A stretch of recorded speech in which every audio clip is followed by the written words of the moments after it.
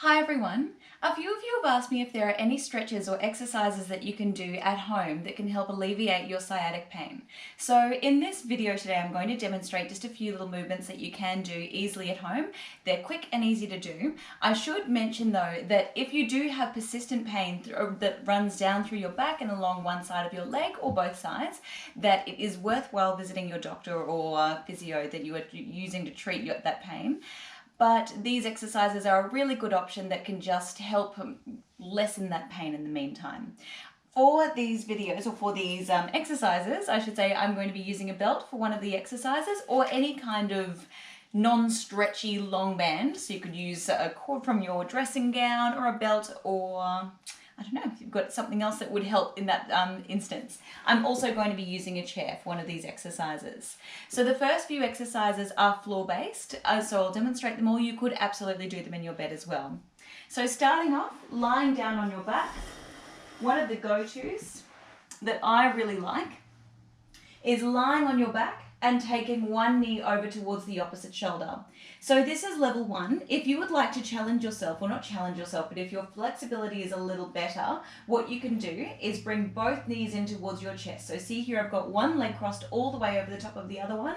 I'm lying in my back, keeping my spine in a neutral position, as if I could put like a little blueberry underneath my lower back and I wouldn't squish it.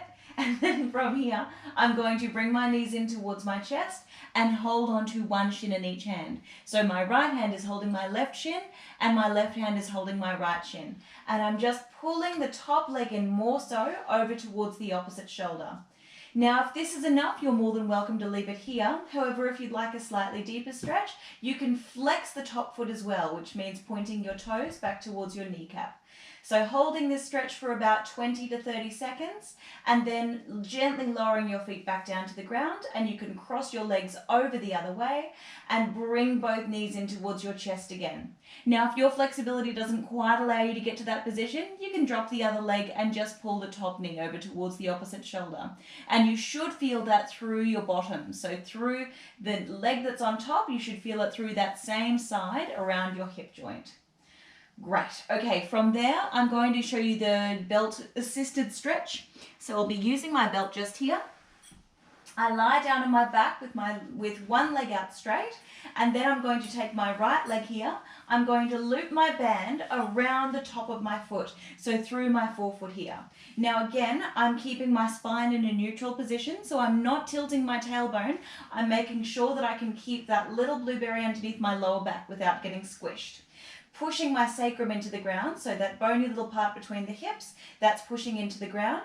I then, with my right leg in the strap and my left hand holding the strap, I'm going to gently take my right leg over to the side. And you'll see here I've brought my right arm out to the side to help me counterbalance so that I can keep my ribs and my chest on the ground. So with my leg coming right over to the side, I'm going to flex my foot a little, and I feel a really nice stretch. You might not agree with me on the use of nice, but I feel quite a significant stretch right along the side of my leg, coming up around the hip.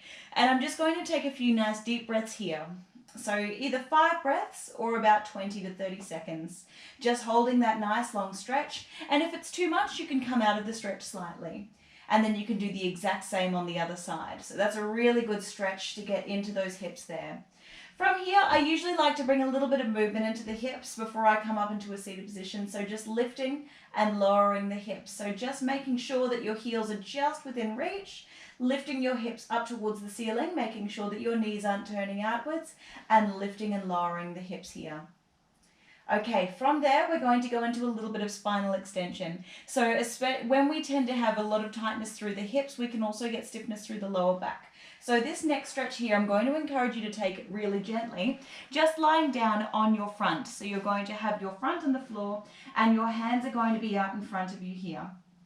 So make sure that your arms aren't too far away, but your elbows should be a good distance in front of your shoulders, not directly underneath.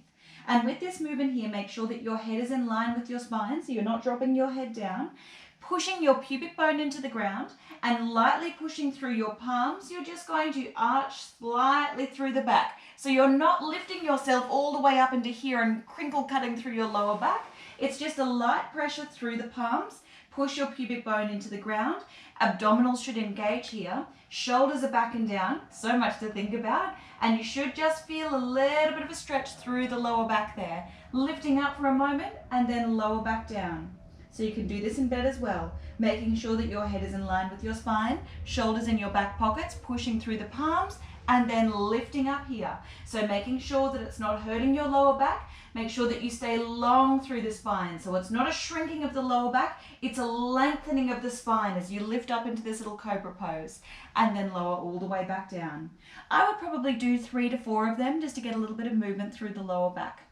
Now from here, coming up into all fours, onto all fours, I should say. So my hands are directly underneath my shoulders and my knees are directly underneath my hips. From here, I'm going to arch my back all the way up towards the ceiling. And then I'm going to look out in front towards my little puppy dog as I arch my back through the other way. So I'm going to, if you just watch my mid back here, I'm arching all the way up towards the ceiling with an exhale. And then I inhale, like puppy, as I arch all the way back through the other way, looking ahead.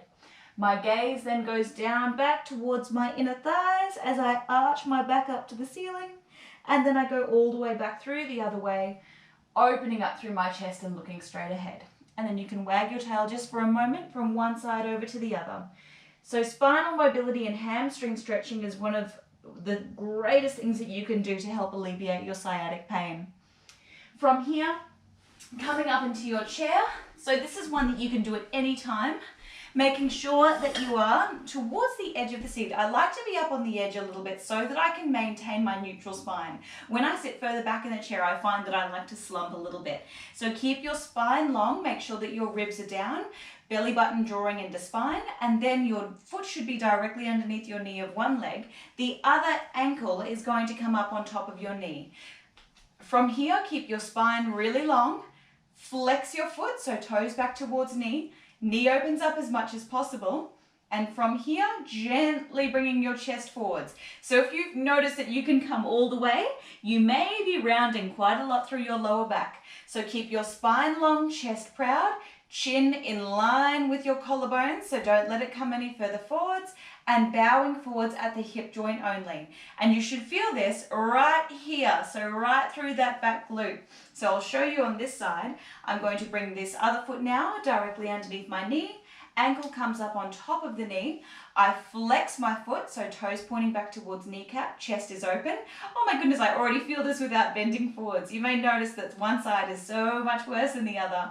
And bowing forwards gently, so feeling a really nice stretch through that hip joint. Keep the chest really proud and coming forwards with control. A little variation on this stretch as well is, if you'd like to, see how here I've got a nice little figure 4, so I've got my knee directly going out on a 45-degree angle. To make this stretch a little different, you can change your ankle position. So you could take your knee a little bit further over towards the other side and bow forwards from here. So if you have really tight hips, this is a great stretch to do as well, is to change up the angle that you bring your knee on so that you can feel a really nice stretch through that little piriformis, through the hip joint. I hope these stretches have helped a little bit. These are purely just mobility exercises, so not a lot of strength work in there. So let me know if you'd like more of this type of thing and I'd be happy to put a video together. Thank you all and have a lovely rest of your long weekend. Bye.